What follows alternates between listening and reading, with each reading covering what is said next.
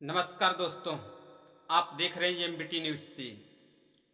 दोस्तों, भारतीय जनता पार्टी एक बैसाखी की सरकार और एक तरफ है देश की न्यायपालिका सुप्रीम कोर्ट। दोस्तों, नरेंद्र मोदी जी का शपथ ग्रहण जी की देर शाम रात्रि को जी की हो गया। उस टाइम जी की हुआ जिस टाइम जी की भारत और पाकिस्तान का मैच लोग जी की बड़ी दिलचस्पी के साथ जी के देख रहे थे और सभी भारत के अधिकांश युवा उस मैच में अपना दिलचस्पी दिखा रहे थे और रात के अंधेरे में नरेंद्र मोदी जी का शपथ ग्रहण होता है और उस शपथ ग्रहण में अनेकों प्रकार के मंत्री, कैबिनेट मंत्री, सभी चीज का गठन होता है। दोस्तों, तमाम ऐसे नेताजी उपस्थित रहे जिसे आमंत्रित किया गया था। दोस्तों, मैं एक बात बताना चाहता हूं कि 2014 से लेकर के और 2024 का जो सफर रहा, जो 10 साल का यह सफर रहा, इस सफर में अगर कोई व्यक्ति महंगाई, बेरोजगारी, इसके अलावा अगर किसी भी चीज से ये कि त्रस्त रहा, किसी भी चीज से ये कि अगर परेशान रहा यह भारतीय जनता पार्टी की सरकार में, तो वह जे कि एक ऐसा संस्था था ईडी और सीबीआई, जिसका जे कि दुरुपयोग करने का बार बार जे कि आरोप लगाया गया नरेंद्र मोदी जी के ऊपर।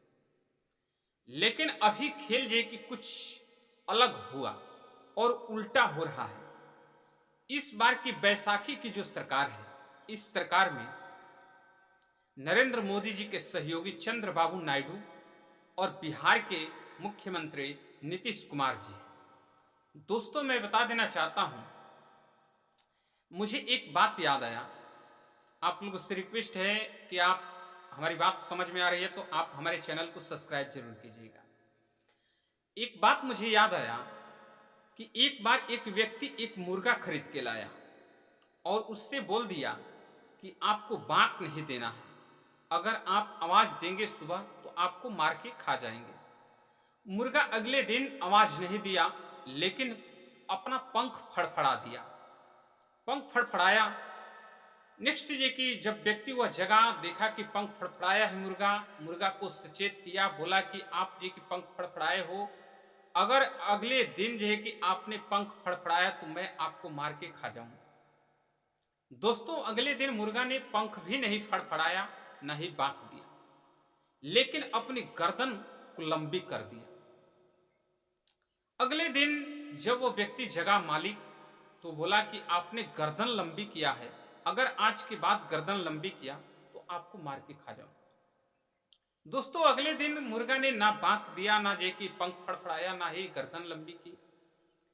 लेकिन जब वह मालिक जगता है तो बोला, मुर्गा आपने कुछ नहीं किया, लेकिन अब कुछ करना है, आपको अंडा देना पड़ेगा। दोस्तों, समझने और सोचने वाली विषय है कि वह व्यक्ति बोलता है कि आपको अब अंडा देना पड़ेगा।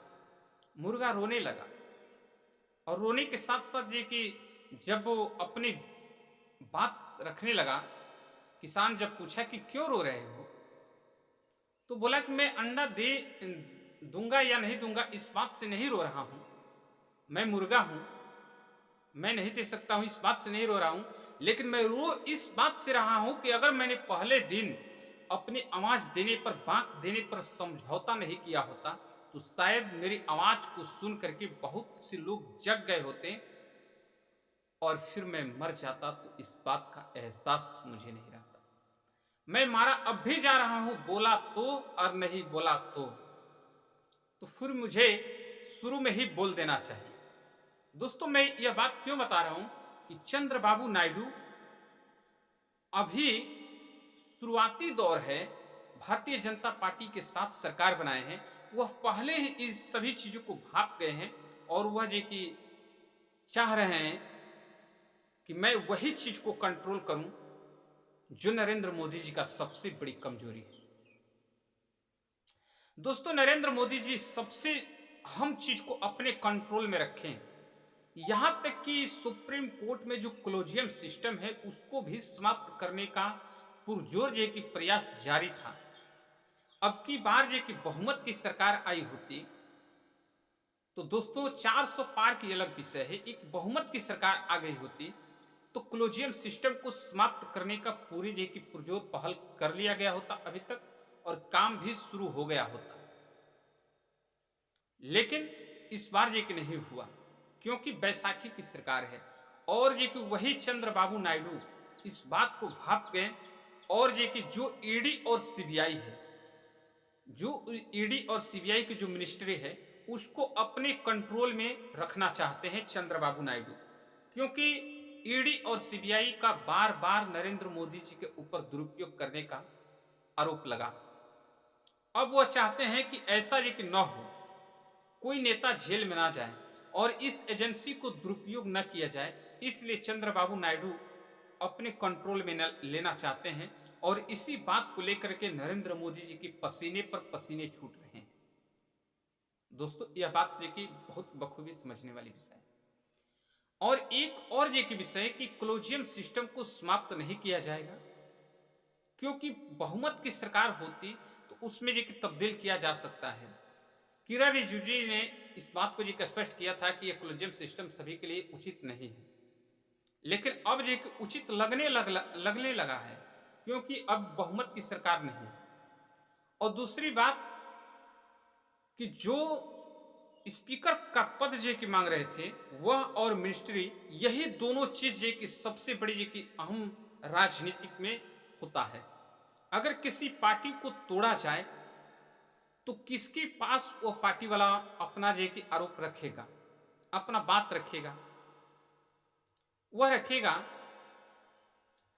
जो स्पीकर पद है, स्पीकर साहब के सामने जे के अध्यक्ष के सामने जे की रखेगा।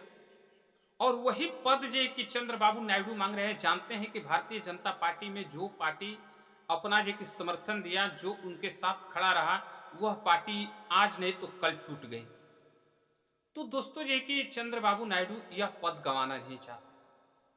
और दूसरी बात कि जिससे ये कि सभी लोग, कई नेता जे कि आज भी जेल के पीछे हैं, इस चीज से ये कि इस चीज को समाप्त करने के लिए, पावर को कम करने के लिए सुप्रीम कोर्ट ने भी प्रयास किया था कि ईडी और सीबीआई का जो कि पावर कम किया जाएगा, लेकिन बहुमत की सरकार थी, फुल पावर में चल रही थी, सुप्रीम कोर्ट इस बात को नहीं कर पाया। लेकिन अभी चंद्रबाबू नायडू और नीतीश कुमार यह दोनों जो है कि मिनिस्ट्री मांग रहे हैं, इस पर जो कि अभी बहस जारी है। तो दोस्तों आगे देखने वाली विषय है कि क्या किस तरीके के माहौल रहता है, क्या कैसा जो कि माहौल चलता है, इस पर जो कि आगे देखा जाएगा। लेकिन दोस्तों अभी जो स्थिति निकल के सामने आई है वह स्थिति यही तक जे कि है कि बैसाखी की सरकार काफी दिन नहीं चल सकती है। और आप लोग भी जो कि हमें कमेंट करके जरूर बताइएगा कि यह सरकार कितने दिन तक चल सकती है। दोस्तों आप कहीं से भी हमारे वीडियो को देख रहे हैं, हमारे वीडियो को लाइक शेयर कमेंट जरूर कीजिएगा। हमारी बात समझ में आ रही है तो हमारे चैनल को सब्सक्राइब जरूर कीजिएगा। बहुत बहुत धन्यवाद दोस्तों।